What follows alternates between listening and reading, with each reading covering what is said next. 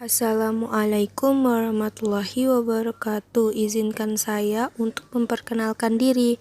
Nama saya Atika Nur Izzatil Hasanah, Prodi Pendidikan Agama Islam. Saya mendapatkan tugas ujian tengah semester untuk memenuhi nilai mata kuliah materi PAI dasar dan menengah yang diampu oleh Bapak Ahmad Muadin. Presentasi yang saya buat dalam bentuk video animasi. Judul yang saya presentasikan yaitu pengembangan kompetensi pedagogi guru PAI. Selamat menonton. Baik, di sini saya akan menjelaskan tentang kompetensi pedagogi guru pendidikan agama Islam. Yang pertama, pengertian kompetensi pedagogik.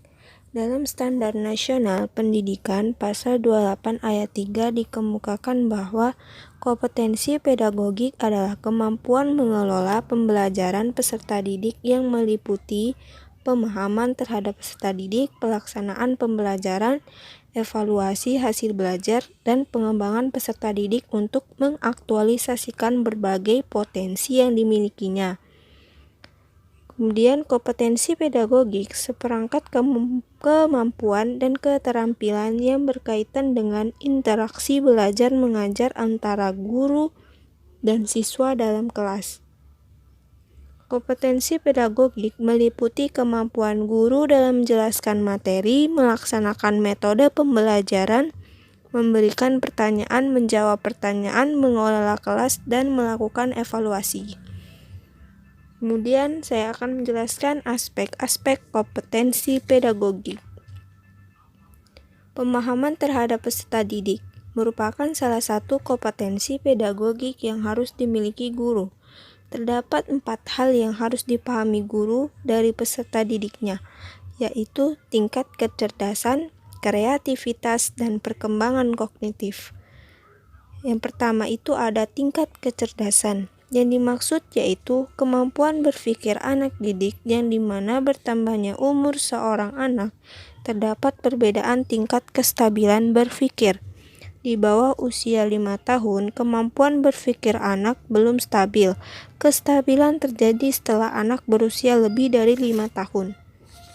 Kemudian ada kreativitas. Yang dimaksud yaitu untuk menjadi seorang guru diharapkan bisa menciptakan kondisi pembelajaran dalam kelas dengan baik, yang memungkinkan setiap peserta didik yang dapat mengembangkan kreativitasnya dengan teknik kerja, kelompok kecil, penugasan, dan pelaksanaan proyek. Guru harus menciptakan lingkungan belajar yang kondusif dengan menggunakan pendekatan dalam meningkatkan kreativitas peserta didik. Kemudian ada pengembangan kognitif. Yang dimaksud yaitu guru dapat membimbing peserta didik dalam perkembangan kognitifnya dengan cara mengidentifikasi masalah yang dihadapi anak serta menentukan solusi dan pendekatan yang tepat. Kemudian di sini ada menguasai prinsip pembelajaran. Guru mampu menetapkan berbagai pendekatan, strategi, metode, dan teknik pembelajaran yang mendidik secara kreatif sesuai dengan standar kompetensi guru. Kemudian, guru juga mampu menyesuaikan metode pembelajaran yang sesuai dengan karakteristik peserta didik dan memotivasi mereka untuk belajar. Kemudian, yang ketiga ada pengembangan kurikulum. Guru menempati kedudukan sentral sebab peranannya sangat menentukan. Guru harus menerjemahkan dan menjabarkan nilai-nilai yang terdapat dalam kurikulum, kemudian memberikan nilai-nilai tersebut kepada siswa melalui proses pengajaran di sekolah. Guru tidak membuat atau menyusun kurikulum, tapi guru menggunakan kurikulum, menjabarkannya, serta melaksanakannya melalui suatu proses pengajaran. Kurikulum diperuntukkan bagi siswa melalui guru yang secara nyata memberikan pengaruh kepada siswa pada saat terjadinya proses pengajaran. Kemudian ada pengembangan potensi peserta didik.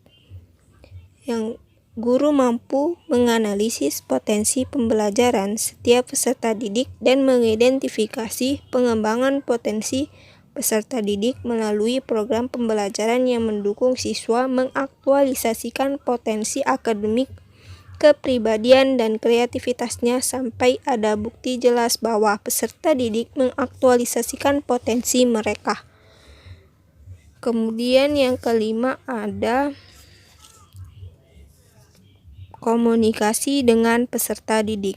Guru mampu berkomunikasi secara efektif, empatik, dan santun dengan peserta didik dan bersikap antusias dan positif. Guru mampu memberikan respon yang lengkap dan relevan kepada komentar atau pertanyaan peserta didik.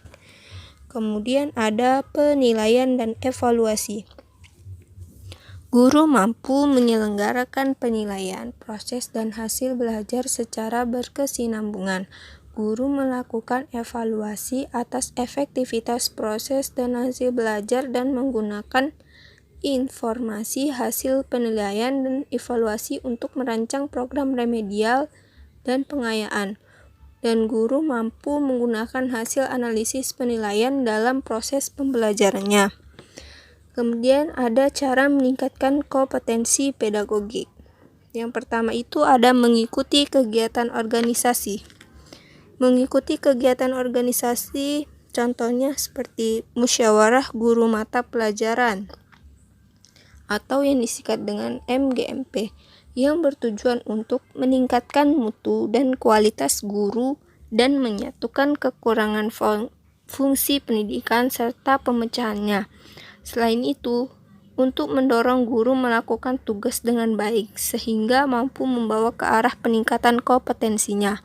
Kemudian yang kedua, mengikuti kursus kependidikan dapat membantu guru untuk mengembangkan pengetahuan profesi, misalnya kursus keterampilan, kursus komputer, elektronik, jurnalistik, bahasa asing, dan lain-lain.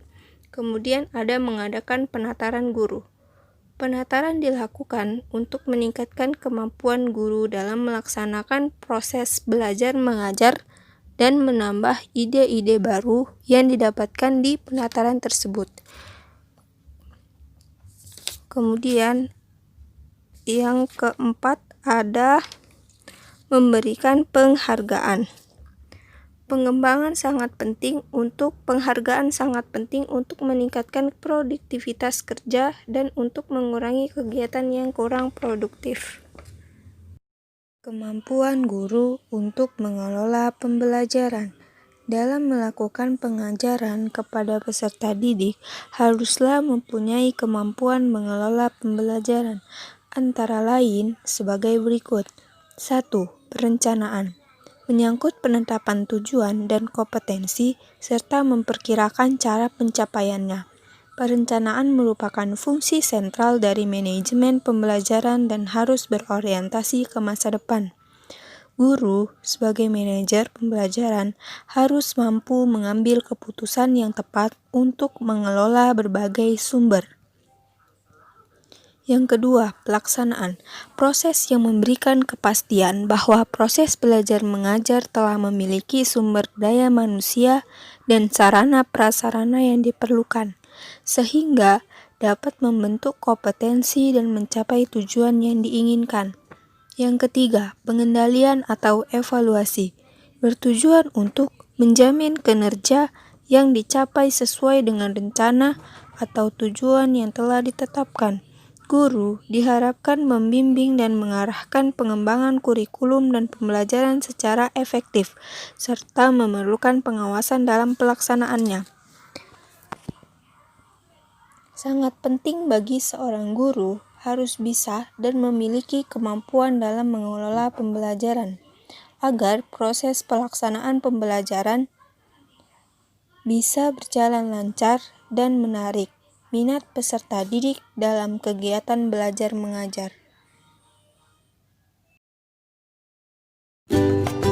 Mungkin hanya ini yang bisa saya sampaikan di dalam video ini. Saya berharap presentasi yang saya berikan dapat bermanfaat bagi yang nonton. Mohon dimaafkan bila ada salah-salah kata, karena kesempurnaan hanya milik Allah. Kurang lebihnya mohon dimaafkan. Wassalamualaikum warahmatullahi wabarakatuh.